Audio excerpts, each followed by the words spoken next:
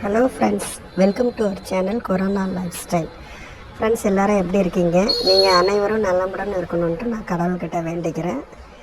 நேற்று ஒரு வீடியோவில் நிலைவாசல் கிளீனிங் பற்றி போட்டிருந்தேன்.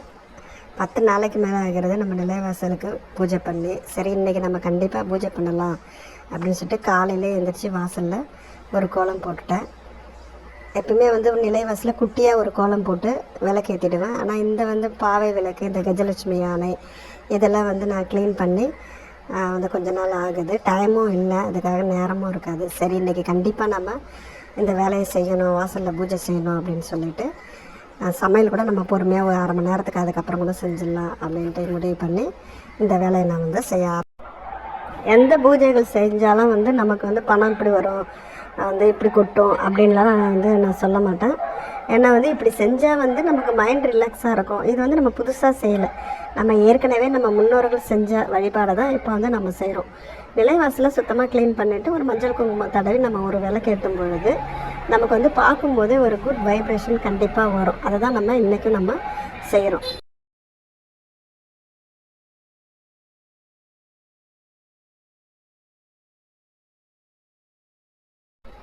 அதே போல் மணி பிளான்ட் செடி இருக்கு இல்லையா, அந்த செடியை நம்ம ஒரு வாஸ்து செடி, அதை நம்ம பூஜை செஞ்சோம்னா பணம் நமக்கு நிறைய வரும், கொட்டுன்னு கொட்டும் அப்படின்லாம் எதுவுமே கிடையாது. என்ன இவங்க வீடியோவில் இப்படி சொல்கிறாங்கன்னு நினைக்காதீங்க, உண்மையை தான் நான் சொல்கிறேன்.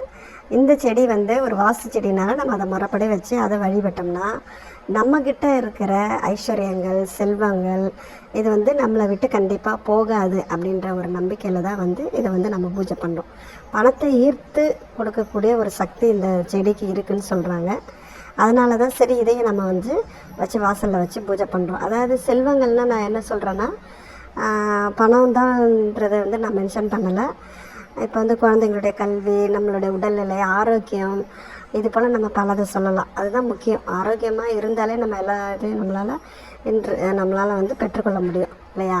இப்போ இதெல்லாம் நம்மக்கிட்டே தக்க வச்சு கொள்றதுக்கு கூட நம்ம இந்த செடியை வச்சு நம்ம பூஜை பண்ணலாம். இப்போ பெரியவங்க சொல்லுவாங்க இல்லையா, ஆசீர்வாதம் பண்ணும்போது 16 செல்வங்களும் பெற்று நீண்ட ஆயுளுடன் வாழ்க அப்படின்னு சொல்லுவாங்க. அதே போல் நமக்கு அந்த 16 செல்வங்களும் நம்ம வீட்டிலையே நமக்கு தங்கணும், நம்ம பிள்ளைங்களுக்கும் நம்ம எதிர்கால சந்ததிகளுக்கும் நமக்கு இது இருக்கணும் அப்படின்றத கூட நம்ம பூஜை வச்சு செஞ்சலாம். எது செஞ்சாலுமே நமக்கு மைண்ட் ரிலாக்ஸ் ஆகவும், நமக்கு ஒரு குட் ஃபீல் வரவும், ஒரு குட் வைப்ரேஷன் வர்றதுக்காகவும் தான் நம்ம இந்த பூஜைகளை கண்டிப்பாக செய்கிறோம். இந்த இறை வழிபாட்டோடு நம்ம நமக்கு தேவையான அந்த ஃபீல், அந்த வைப்ரேஷன், அந்த பாசிட்டிவ் எல்லாமே கிடைக்கிறதுக்கு நம்ம சேர்ந்து செஞ்சோம்னா எல்லா பிரச்சனைகளையுமே நம்ம கண்டிப்பாக ஹேண்டில் பண்ண முடியும் நம்மளால்.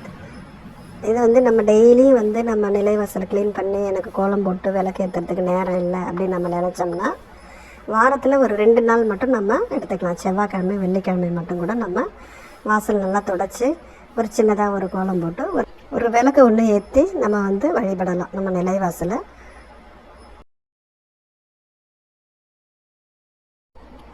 நல்ல விஷயமா இருந்தாலும் கெட்ட விஷயமா இருந்தாலும் ரெண்டுமே பாசிட்டிவாக இருந்தாலும் நெகட்டிவாக இருந்தாலும் நம்ம நிலைவாசல் வழியாக தான் அந்த செய்திகள் நமக்கு வீட்டுக்கு வருது இல்லையா?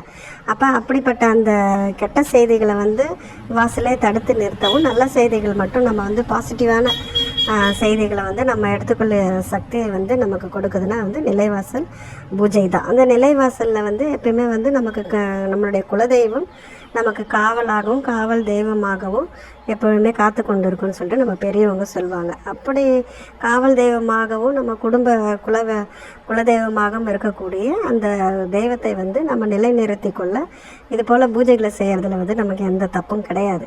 நம்ம தாராளமாக இது போல் நமக்கு நேரம் இருக்கும்போது இந்த மாதிரி வாரத்தில் 2 நாளாக நம்ம கண்டிப்பாக செஞ்சு அந்த தெய்வங்களை நம்ம நிலைநிறுத்தி கொள்ளலாம். ஏன்னா எது செய்தாலும் நம்ம வீட்டுக்கு நல்லது நடக்கும் அப்படின்ற ஒரு இதில் தான் நம்ம செய்கிற கான்செப்டில் தானே செய்கிறோம். அதனால் நம்ம இந்த பூஜைகளை கண்டிப்பாக செய்யலாம். இந்த பூஜை செய்கிறதுக்கு எங்கிட்ட பூ இல்லை, பூ வாங்கலை, வீட்டில் பூ இல்லை, அப்புறம் ஒரு பிரசாதம் செய்ய முடியல அப்படிலாம் எதுவுமே கிடையாது.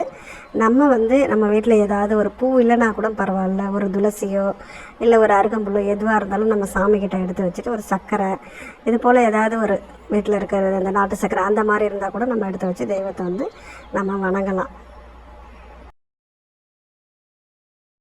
அறிவியல் பூர்வமாகவும் பார்த்தாலும் ஆன்மீக ரீதியாக பார்த்தாலும் இது போல் பூஜைகளை நம்ம செய்யும் பொழுது கண்டிப்பாக நம்ம மனசுக்கு வந்து ஒரு அமைதி கிடைக்கும்.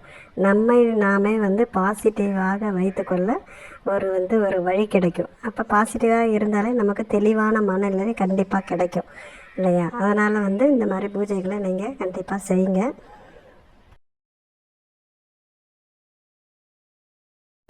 கடவுளின் ஆசீர்வாதத்தோடும் நேர்மறையான எண்ணங்களோடும் நம்ம வந்து இந்த வாழ்க்கையை வாழ்வதற்கு பாசிட்டிவான எண்ணங்களை வந்து நம்மோட வளர்த்துக்கணும் அப்படின்னு சொல்லிட்டு நான் கேட்டுக்கிறேன். ஓகே ஃப்ரெண்ட்ஸ், இதோட இந்த விளாக் வந்து முடியுது. இந்த விளாக் வந்து உங்கள் எல்லாருக்குமே பிடிச்சிருக்கும்னு நினைக்கிறேன். நம்ம நெக்ஸ்ட் வீடியோவில் சந்திப்போம். பாய்.